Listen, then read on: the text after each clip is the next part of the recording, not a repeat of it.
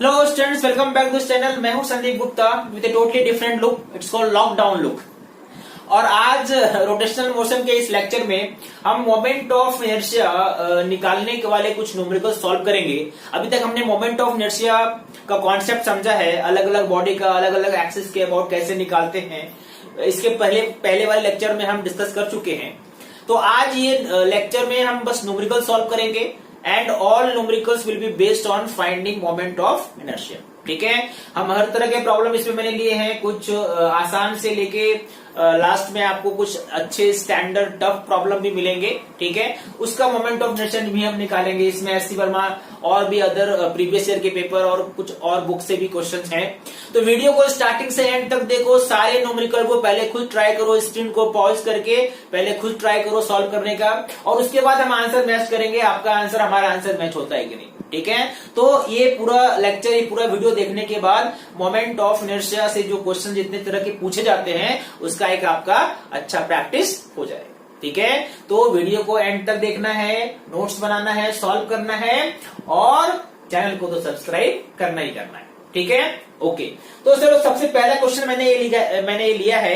Question को आप पढ़ो, स्क्रीन को पॉज करो और ट्राई करो सॉल्व करने का। ठीक है, क्वेश्चन है the moment of inertia of a rod of length L, ठीक है, about an axis passing through its centre and perpendicular to the rod is given I।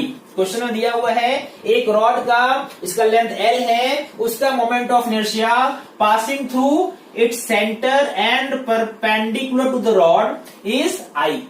तो बताओ, find the moment of inertia of hexagonal shape formed by 6 such rods.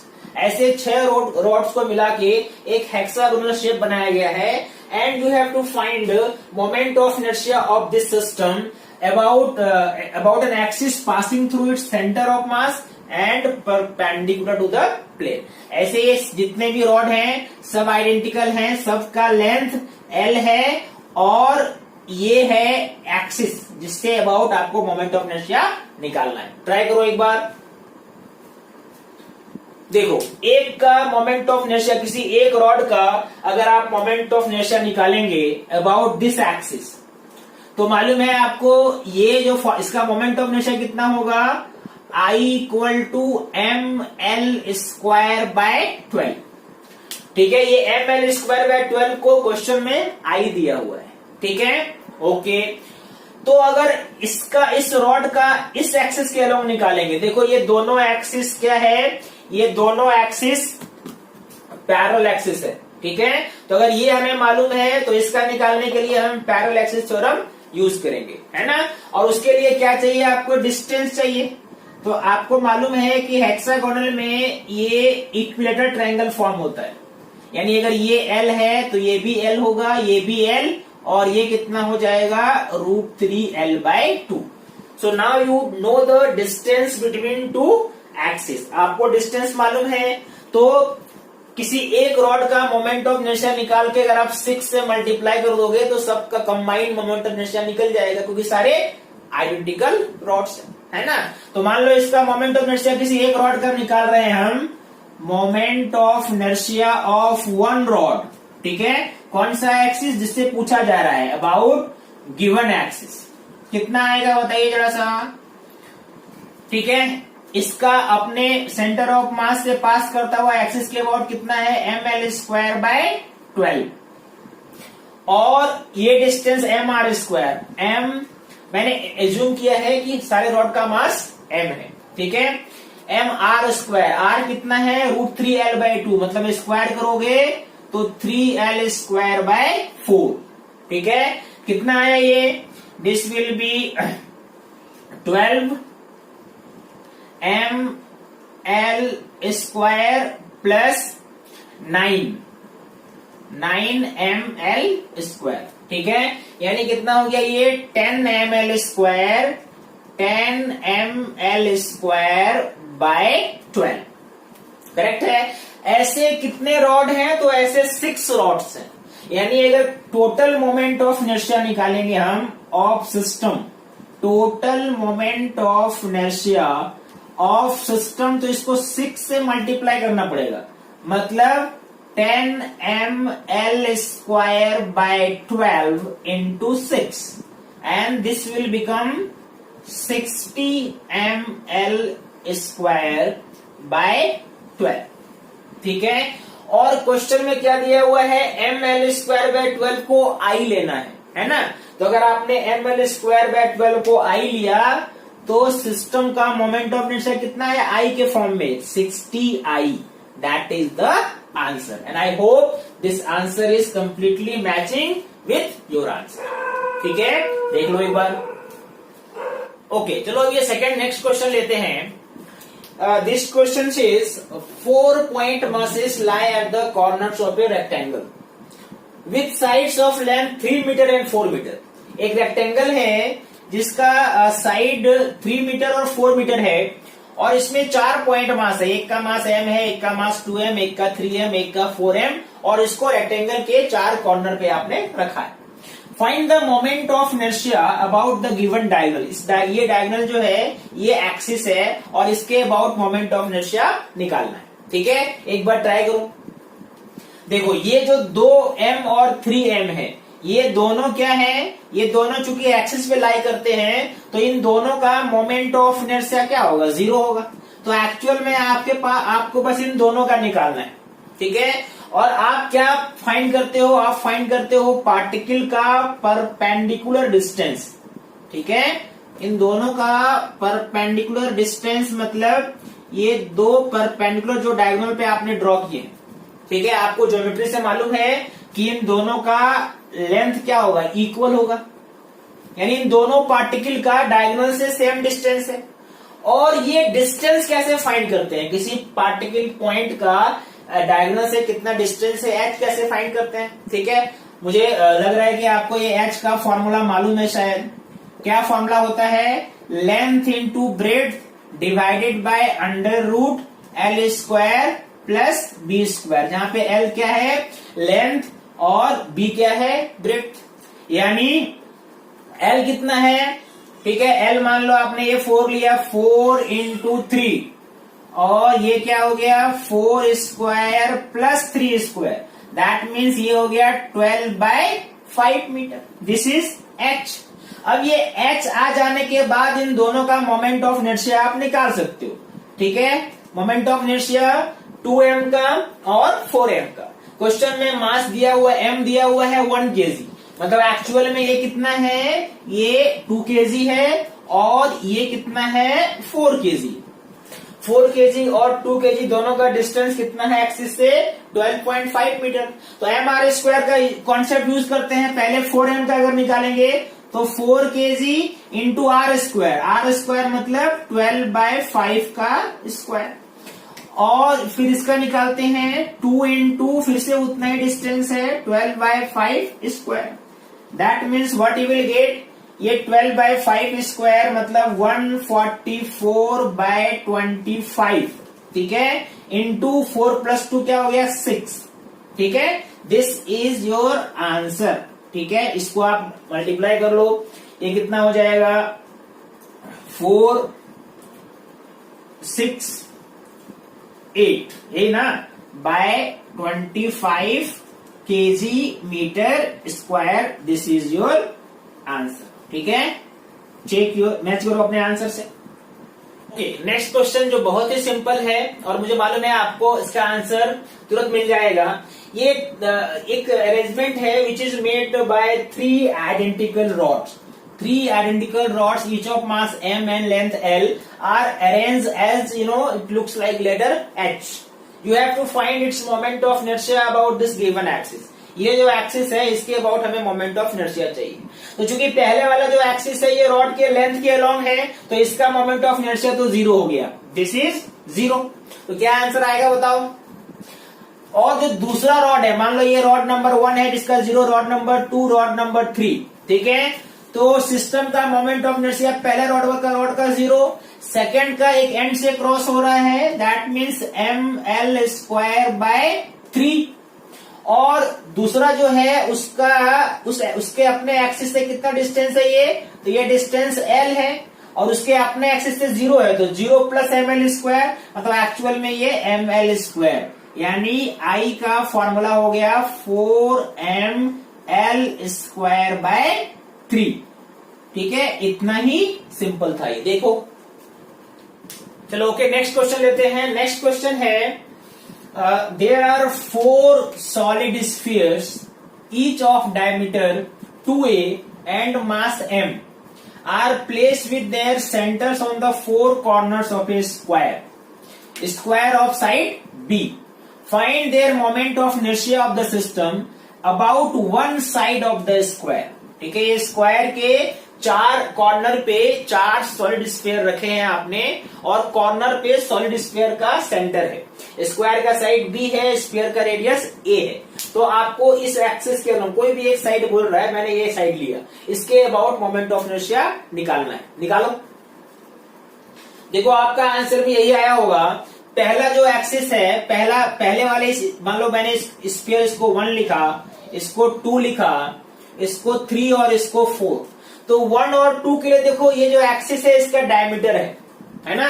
तो diameter है तो moment of inertia क्या होता है solid sphere का along diameter 2/5ma²। दूसरे का भी उतना ही हुआ 2/5ma²। तीसरा जो स्फीयर है उसका इसके अबाउट होता 2/5ma²। और इन दोनों के बीच में डिस्टेंस कितना है b। तो यहाँ पे पैरेलल एक्सिस थ्योरम अगर लगाएंगे तो इसका अपने डायमीटर के अलोंग कितना था 2/5ma², और डिस्टेंस कितना इस एक्सिस से b है तो +mb²। This is by parallel axis theorem. वैसे ही इसका भी अपने एक्सिस के अलोंग कितना है 2/5ma², 2/5ma², और इस एक्सिस से कितना डिस्टेंस है b, दैट मीन्स +mb²। यानी ये आंसर कितना आना चाहिए 2/5 ये तो हो गया आपका 5, मतलब 8/5ma², और एक mb² और एक mb², मतलब 2mb²। चाहो तो यहाँ पे m कॉमन ले लो, तो क्या आंसर आया 8/5a² + 2b²। This is your answer. ठीक है, I hope you also got same answer. Fine, चलो नेक्स्ट क्वेश्चन में चलते हैं। ओके, चलो अब थोड़ा सा लेवल बढ़ाते हैं, है ना। थोड़ा अच्छे प्रॉब्लम देते हैं, स्टैंडर्ड प्रॉब्लम देते हैं, है ना। क्वेश्चन है find the moment of inertia of A hemisphere of mass m and radius r about an axis tangential to the hemisphere। ये टेंजेंट है हेमिस्फीयर पे, है ना, जो इसको टच कर रहा है, और इसके अबाउट आपको इस हेमिस्फीयर का मोमेंट ऑफ इनर्शिया चाहिए। ठीक है, तो हेमिस्फीयर का अगर मास m है, रेडियस r है, तो आपको मालूम है कि जो डायमीटर है, ठीक है, about the moment of inertia about A diameter, ठीक है, ये आपने पढ़ा है। ये अगर एक्सिस होता, इस एक्सिस के अबाउट मोमेंट ऑफ इनर्शिया आपको मालूम है। ठीक है, मैं इसको I1 लिखता हूं। ठीक है, ओके। दूसरा इसका सेंटर ऑफ मास, देखो अब अगर ये कंप्लीट स्फीयर होता तो सेंटर ऑफ मास इसके अपने ज्योमेट्रिक सेंटर पे होता, लेकिन ये हेमिस्फीयर है तो सेंटर ऑफ मास यहाँ पे नहीं है। ये आपने पीछे वाले चैप्टर सेंटर ऑफ मास में पढ़ा होगा कि हेमिस्फीयर का, ठीक है, हेमिस्फीयर का सेंटर ऑफ मास जब हम निकालते हैं तो ये इसके अपने सेंटर से कितना दूर होता है, इसके अपने सेंटर से ये डिस्टेंस होता है 3r/8। ये क्या है इसका सेंटर ऑफ मास। ठीक है, किसी भी हेमिस्फीयर का सेंटर ऑफ मास उसके अपने सेंटर से कितना डिस्टेंस दूर होता है 3r/8। करेक्ट है। तो सेंटर ऑफ मास से अगर कोई एक्सिस आपने लिया जो डायमीटर के पैरेलल है, ये, ठीक है, इसको मैं लिखता हूं I0। तो पैरेलल एक्सिस थ्योरम के हिसाब से आप क्या लिख सकते हैं, from parallel axis theorem you can write that I0 plus ये डिस्टेंस, ठीक है, ये डिस्टेंस अगर आपको मालूम है तो I0 plus m into this distance square equal to I1। मतलब आप क्या लिखोगे I1 equal to I0 plus M R square, जहां पे आर इस डिस्टेंस को मैंने बोला, ये डिस्टेंस को आर बोला, यही है ना पैरेलल एक्सिस थ्योरम। यहाँ पे I1 आपको मालूम है, I1 कितना होता है 2/5 एम आर स्क्वायर। आप बोलेंगे हेमिस, वो तो कंप्लीट स्फीयर का होता था, ये तो हेमिस्फीयर है, तो आपने हेमिस्फीयर का मास m ले लिया, ठीक है। अगर कंप्लीट स्फीयर होता तो अगर उसका मास m है तब भी 2/5 एम आर स्क्वायर होगा। यहाँ पे हमने हेमिस्फीयर का मास m लिया है, इसलिए उसका भी मोमेंट ऑफ इनर्शिया कितना होगा 2/5 M R square. Okay, I not आपको नहीं मालूम है और ये डिस्टेंस आपको मालूम है कितना 3r/8 का होल स्क्वायर। तो यहां से आप I नॉट निकाल सकते हैं और ये I नॉट कितना आएगा, देखो ये आएगा 2/5 माइनस ये कितना हो जाएगा 9/64 ना, 64 एम आर स्क्वायर। सॉरी, ये कितना हो जाएगा, this is 5 into 64, this is 320, ठीक है, 64 128 और माइनस 45, ठीक है, इंटू एम आर स्क्वायर। यानी ये आपका आई नॉट मिल गया। आई नॉट कितना आया, ये आया 83 ना, हाँ 83 एम आर स्क्वायर बाय 320। देखो यहाँ पे एक और क्वेश्चन का आंसर अगर आपसे पूछा जाता, find the moment of inertia on an axis parallel to the diameter and passing through centre of mass, तो यहाँ पे ये आंसर आ जाता। लेकिन आपको ये नहीं चाहिए, ये चाहिए, ठीक है। तो फिर से यहाँ पे लगाएंगे पैरेलल एक्सिस थ्योरम और ये डिस्टेंस इस बार आपको मालूम है, ये डिस्टेंस कितना है, ये डिस्टेंस तो पूरा है r और उसमें है ये 3r/8, तो r में 3r/8 माइनस करो, ये कितना डिस्टेंस हो गया 5r/8। तो अब आपको ये जो फाइंड करना है, मैंने इसको चलो I डैश लिखा, तो I डैश आप निकाल सकते हो कैसे, I not plus mass into इस बार कितना डिस्टेंस है 5r/8, 5r/8 का square.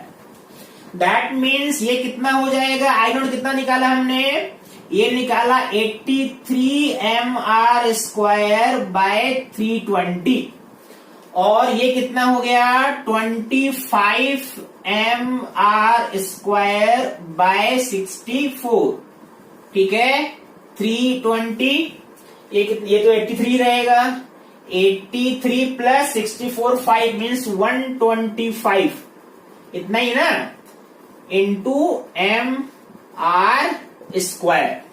What will be answer, answer will B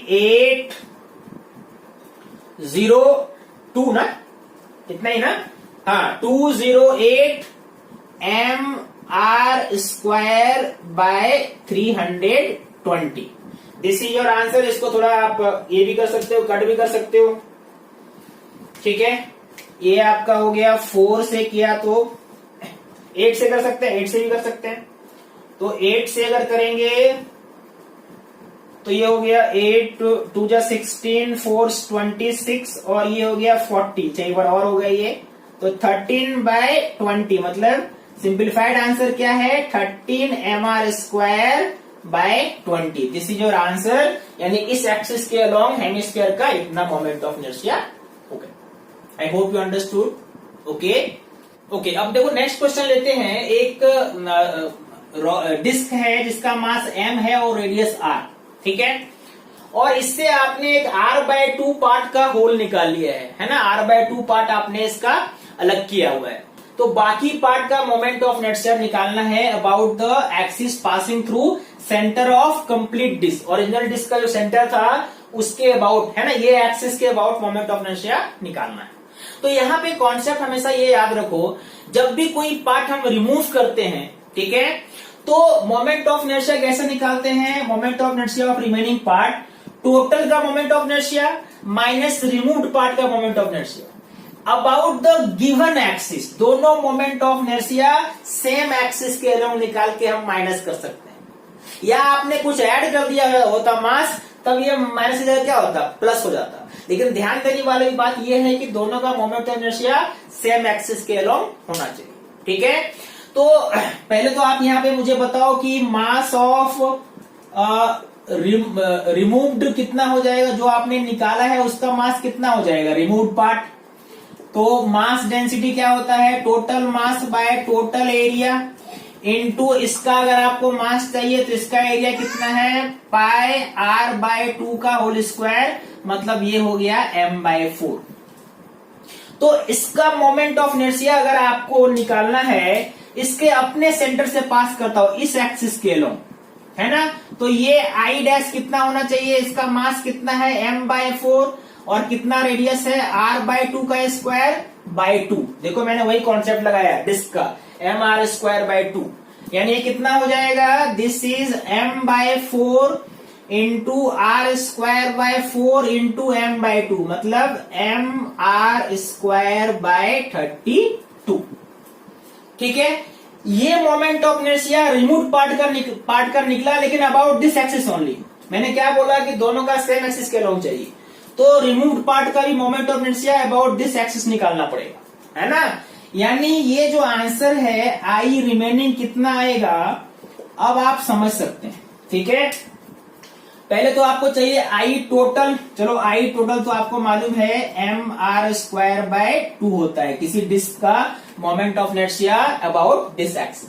पूरे का मास m है, रेडियस r है, ओके।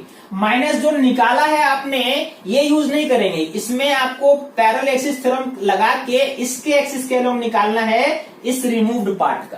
तो वो क्या हो जाएगा, वो हो जाएगा mr²/32 प्लस ये डिस्टेंस कितना है r/2 और मास कितना है m/4, मतलब m/4 इंटू r/2 का स्क्वायर।